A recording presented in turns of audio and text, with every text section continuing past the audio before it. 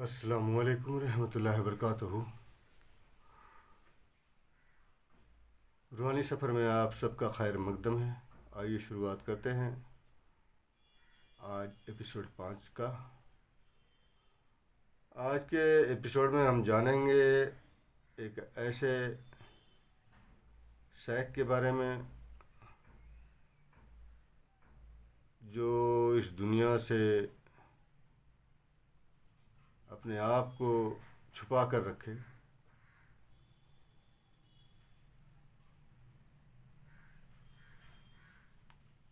शेख बरवे सरजमी, शाह वक्त, अमीरुल फ़ुक़रा, अमीर नवाज, हज़रत मुजद्दिद अब्दुल क़य्यूम शाह,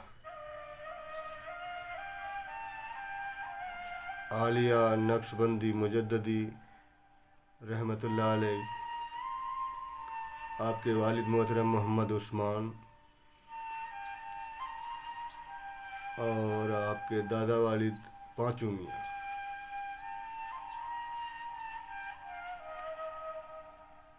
सिमराहा अकबरनगर भागलपुर बिहार इंडिया से ताल्लुक़ रखते हैं।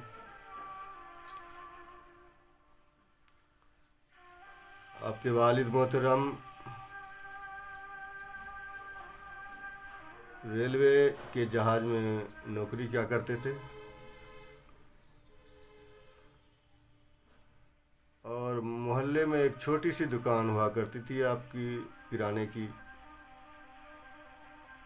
जिस पर आप बैठा करते थे, दुकानदारी क्या करते थे।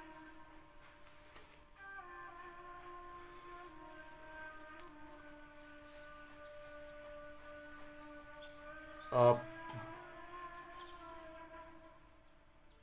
बचपन से ही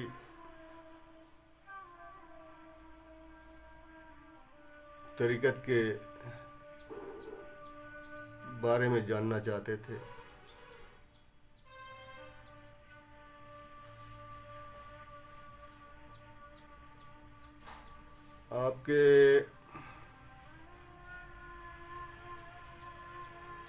आपकी जो पढ़ाई हुई वो स्कूल की एजुकेशन थी 9th क्लास के या 10th क्लास की, और आपने मदरसे से कोई तालीम नहीं ली थी। झुकाव आपका तसव्वुफ की तरफ था। मैं तो खैर उतना नहीं जानता हूँ उनके बारे में, फिर भी जहाँ तक हो सकता है मैं उनके बारे में बताने की कोशिश करूँगा।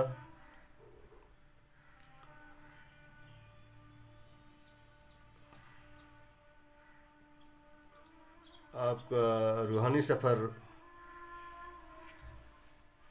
का जो शुरुआत था, गांव में पूरी जाहिलियत का दौर था, तो आपके वालिद मोहतरम जहाँ उनकी ड्यूटी हुआ करती थी, तो वहाँ उनके दोस्तों में 2 3 4 लोग उनके साथ हुआ करते थे। तो वहीं मुर्शिद शायद हजरत मुजद्दिद कमरुद्दीन शाह रहमतुल्लाह अलैह से आप लोगों ने बैत लिया, और उनके हाथों पर ही हजरत मुजद्दिद क़य्यूम शाह रहमतुल्लाह अलैह ने भी बैत ली। आपका रूहानी सफ़र चलता रहा।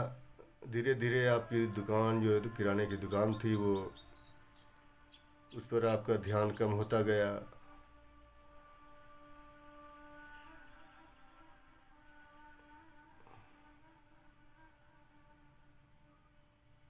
आपके घर में इकलौते होने की वजह से जब आपके वालिद रिटायर कर गए तो काफ़ी दिक्कत होने लगी। और एक बात मैं बता देना चाहता हूँ कि मैं उनका बड़ा शाहज़ादा हूँ। उनके 4 बेटे और 4 बेटियाँ, जिनमें से एक छोटे बेटे का इंतकाल हो गया।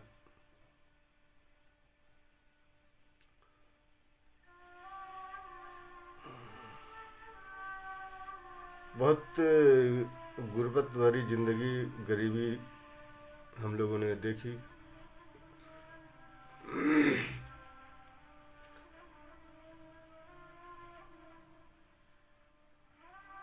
आपकी मसरूफियत धीरे धीरे रूहानी की तरफ बढ़ती गई। मैं भी बड़ी मुश्किल से 10वीं पास कर पाया। मेरी भी पढ़ने में कोई दिलचस्पी नहीं थी। मैं शुरू से ही बहुत कमज़ोर रहा पढ़ने में।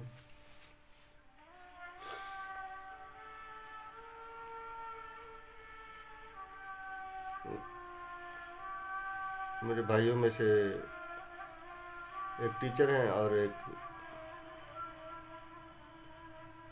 एडवर्टाइजिंग का काम करते हैं।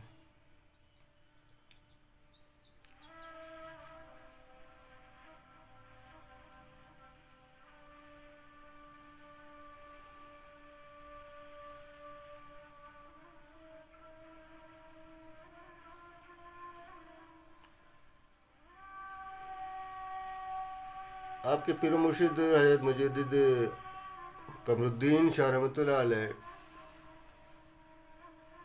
यूपी से ताल्लुक़ रखते थे, और उनके पीर मुर्शिद मौलाना अब्दुल हकीम शाह रहमतुल्लाह अलैह बावनगाछी, कोलकाता। आपने बांग्लादेश और फिर इंडिया में आपने कलकत्ता कुछ दिन रहे, जहाँ आपने कुछ ज़मीनें खरीदी, और आपके पीर मुर्शिद मौलाना अब्दुल हकीम शाह रहमतुल्लाह अलैह जब पर्दा किए तो आपने अपनी ही ज़मीन पर उनको मदफून किया, और आप जो है पाकिस्तान चले गए। हम लोगों को जानकारी नहीं है, आप वहीं पर्दा कर गए पाकिस्तान में, शायद लाहौर हो।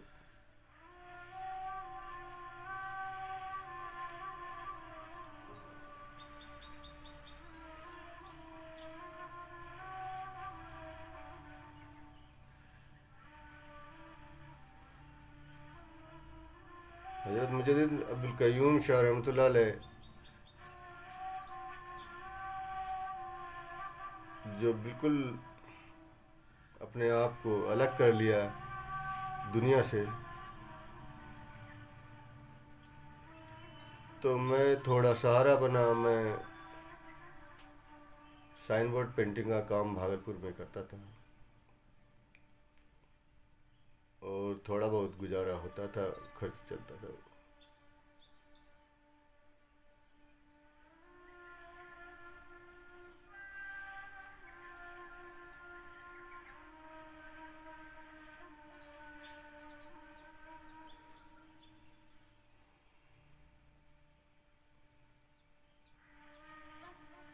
उनके पीर मुर्शिद कब पर्दा किए हम लोगों को इतनी जानकारी नहीं है।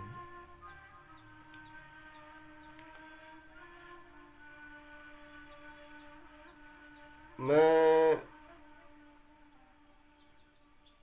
एक चीज़ आप सबको बताना चाहता हूँ। खिलाफत जो आपको मिली मुजद्दिद का, इस पर बहुत लोगों ने एतराज़ किया कि ऐसा कैसे हो सकता है, 1000 साल में एक मुजद्दिद होता है। कोई बोलता है 100 साल में, कोई कुछ।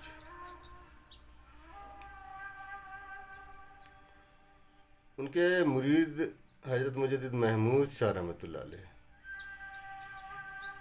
वो एक रोज़ ख्वाब में देखते हैं कि हजरत एक मज़ार है, उसके अंदर वो जिक्र कर रहे हैं और जिक्र की हालत में उनके पूरे बदन से आग का शोला निकल रहा है।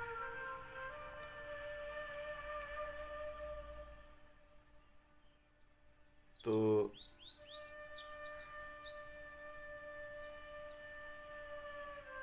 सुबह हुई तो उन्होंने बताया, हजरत मैंने ऐसा ख्वाब देखा है,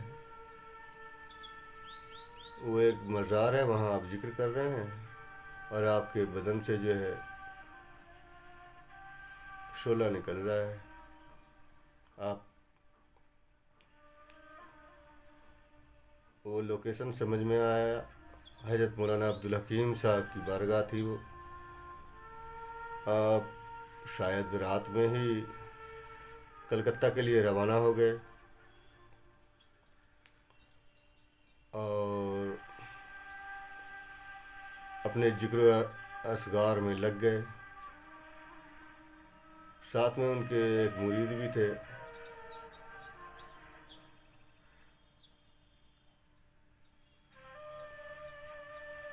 तो मौलाना अब्दुल हकीम साहब की बारगाह में सारे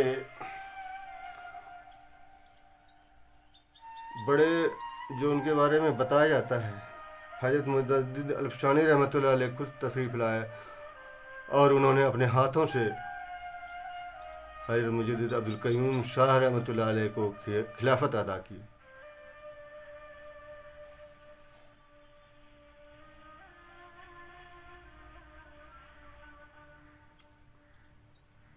लोगों ने एतराज़ किया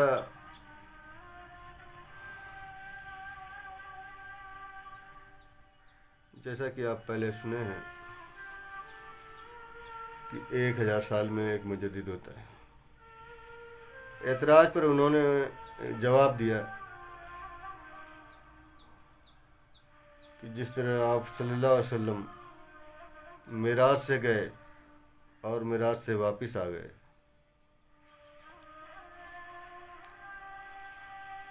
और गए और आए, जो दरवाजे का चैन था वो उस वक्त तक लटक ही रहा था, झूल रहा था।